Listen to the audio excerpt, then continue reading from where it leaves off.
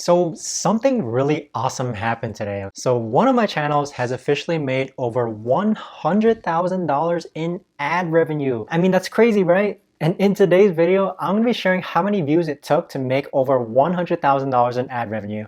So stay tuned to find out. If you're new to the channel, be sure to subscribe for more videos like this where I teach people how to grow on YouTube and make money online. So let's jump straight into a screen recording. Hey everyone, so here we are in a screen recording on my channel and we're just going to get straight into it regarding how many views did it take for me to hit $100,000 in ad revenue?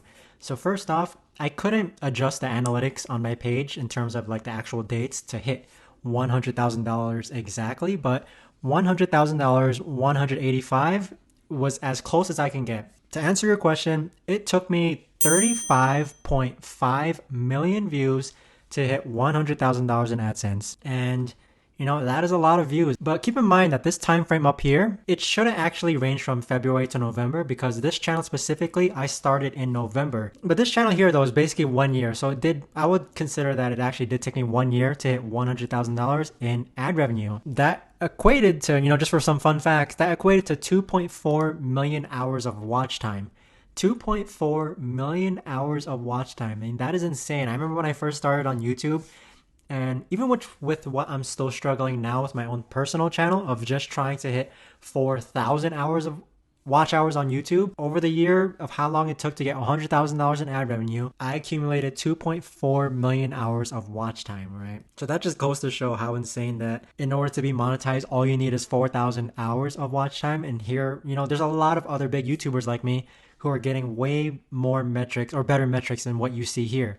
So in terms of other analytics I want to go over, so I already went through the actual views of how many it took to get $100,000 in ad revenue. The next thing I want to go over is how many impressions. So out of those, in order to obtain 35.5 million views, YouTube had to show all my videos accumulated to over 229.5 million people, okay?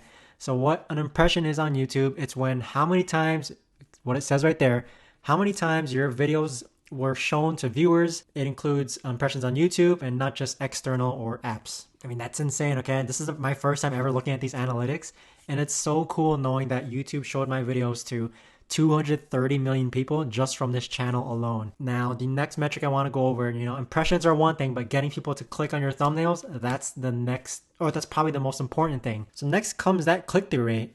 I mean, that's a pretty astonishing click-through rate right there. Okay, I'm not gonna lie. For out of 230 million impressions for a 10.1% click-through rate, that's how many people are clicking on my videos. That's a really good click-through rate. I've watched a lot of YouTube videos regarding, even though I'm helping people grow on YouTube, I always like learning new things, right? And I like seeing what other YouTubers have to say in terms of their recommendations for click-through rate. Some people recommend, just 3%. Some people recommend 6%. I aim for a 10% click-through rate. And I really think you all watching this video, especially small YouTubers, 3% in my opinion is very low. 6% is okay, 6 to 7% is pretty average, but aiming for a 10% or higher click-through rate, all my viral videos that have ever gotten millions of views before, again, as a YouTube person, I'm always trying to recognize patterns, seeing what works or what's a common theme across all my videos that have done very well. They have all had over a 10% click-through rate. So that's what I aim for. And I'm really happy seeing that for the past year, out of all my videos, my average click-through rate was 10.1%. So that's really good. That's really good. I'm really happy with that. I don't have to make any drastic changes. I just got to keep maintaining my quality of work. Now, what other metrics can we look at? So we have 2.4. I already went over, here, average view duration, okay? So as I've said before, as a person who's always looking at metrics on YouTube, all my videos that have ever gotten over 1 million views, they always average to about a 40% average view duration, okay? With 4 minutes being the average view duration, I want to say that's really close to 40% because there was a period of time in which my videos were about 10 minutes long and then I reduced them to 8 minutes long. But even so, if it's 4 minutes out of an 8-minute video, that is a higher audience retention. Really like what I'm seeing. This is the stuff I preach. I preach 10% click-through rate to my students. I preach 40% audience retention for my students. So all of that really falls under, I really like how my metrics for the past year are meeting that actual, guidelines that I've set for myself. And those guidelines that I've set are based on my own experience through videos going viral. Now, what else do we have here? Subscribers, I gained 270,000 subscribers over the past year. It's not so, I think that's great. I think that's fantastic. But at the same time, as you might have watched a video. I'm not sure if I'm going to post that video prior to this one or after this one, but I have a video titled why 100 having 100,000 subscribers doesn't matter. But it's just a cool metric to look at, having 270,000 subscribers. So now the last two metrics I do want to go over are two very important ones. People, you're probably wondering, what's your CPM? So my CPM for getting $100,000 in ad revenue was $6.36. Now to me, that is really average. Okay, I've run multiple channels in a variety of different niches. I would say that $6 is the average CPM for any niche. Over $8 I would consider high. $3 is very low. So, this is a very average CPM. I have no doubt that whatever niche you start YouTube in, your CPM could be very, very much be higher than this, or even just the average. So in terms of CPM though, comes the RPM. So this is my take home of every 1,000 views. So I do get $2.82 after, on average, for every 1,000 monetized views that appears on my channel. This is really cool, guys. I mean, I never thought a year ago from today I'd actually be making a video like this, but I just thought it was a really interesting, cool video since, I do specialize. A lot of the times I hear a lot of people who teach YouTube like, nah, don't worry about AdSense, sell digital products. And I do both. I have my own personal YouTube channel that sells digital products. And then on the opposite side of that spectrum, I have my own channels that really focus on ad revenue.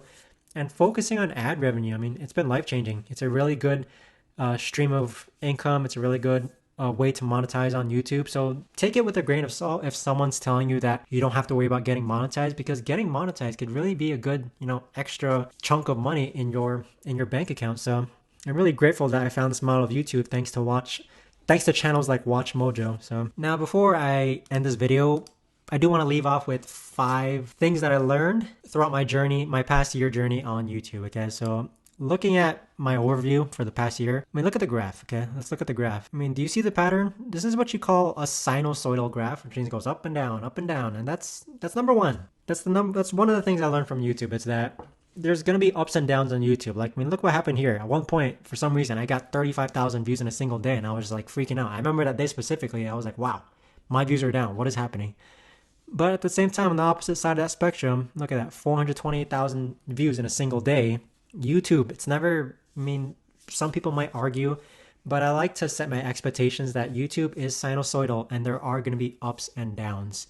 Now, the second thing I learned after a year of doing this on this channel was that subscribers, they don't matter.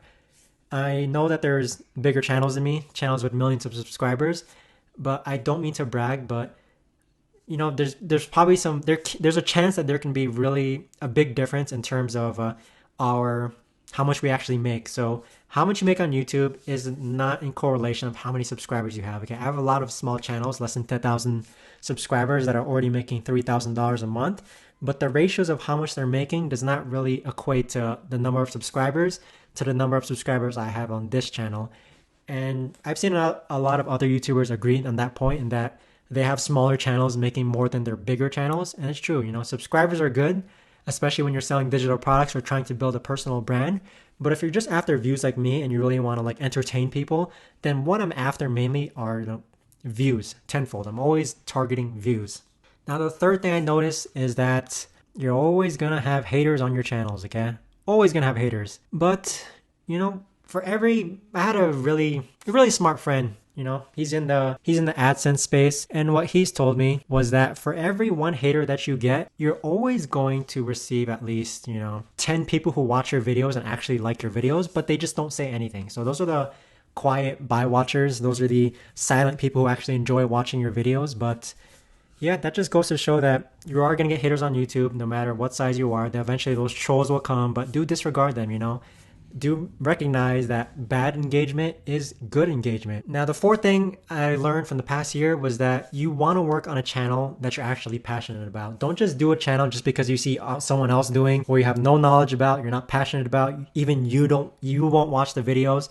Because if you don't understand the actual, sorry, my dog is snoring. She's probably dreaming right now. But if you don't understand the type of content that you're posting onto YouTube, how are you going to know what type of thumbnail to make if you can't physically put yourself in your audience's shoes, because you're not your own type of audience? So that's kind of the cliche thing. But if you do want to kind of expand to other niches, then hire someone who's an expert in that field. Just don't try and fake it, Don't try and fake thinking that you're some sports news expert or you're some gaming expert when you don't play video games or you don't watch sports.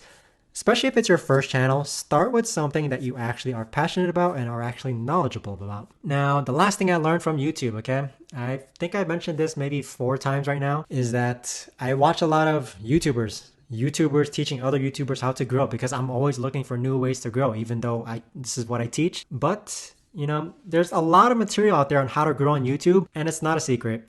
There's the cardinal, these are what I like to call the cardinal rules of YouTube, which is to post quality content and post consistently. So with that being said, a lot of the people are always trying to look for, secrets to grow on YouTube, but it's not a secret, everyone. What I'm saying to do, which is post quality content and consistently, is exactly what I'm doing, which is the same things that other YouTubers who are teaching people how to grow on YouTube are telling others as well. Post quality content, post consistently, okay? There's no secrets. There's no, secret hacks on YouTube.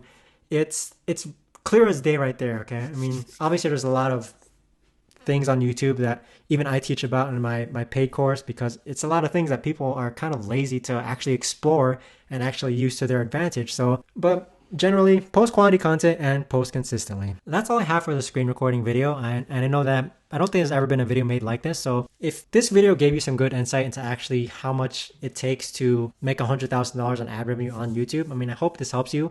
Do give it a thumbs up and a like.